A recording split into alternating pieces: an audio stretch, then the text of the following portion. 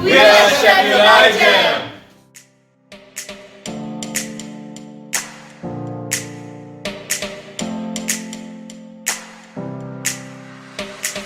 Hi, I'm Michael. And I'm Sophie, And we're biologists. We're currently developing a microplate reader that is affordable, open source and portable, so it doesn't take up much space in the lab. We're going to use the microplate reader to measure ELISA assays, or immunoassays, which is we're trying to detect antibodies.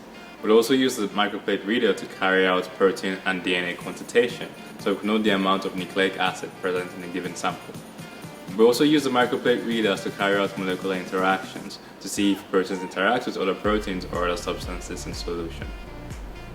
And currently the engineers are developing a microplate reader, so we're culturing bacteria and etc. to then actually test the accuracy of the plate reader once it's done.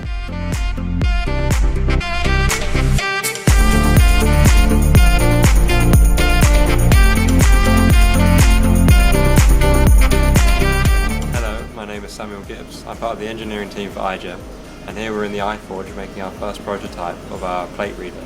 We have modelled it in CAD, we've made sure it should all work, and we're currently putting it together with the motor systems, and we've started programming the motors. Hello, I'm Brooks Rady, and I just finished my first year as a bioengineer. Currently on the Sheffield iGEM project, I'm working on the stepper motor control for the CNC platform that moves around our plate in our plate reading device. So the goal is to use these shift registers to drive a bunch of these stepper motors in parallel, so we can very exactly position the well plates, so the samples, between the sensor and bulb to detect absorbance. Using stepper motors means that we can be very, very precise. And then in a biological context, this will allow us to track bacterial growth, or even by switching out the sensor and bulb, do an ultra or fluorescent assay.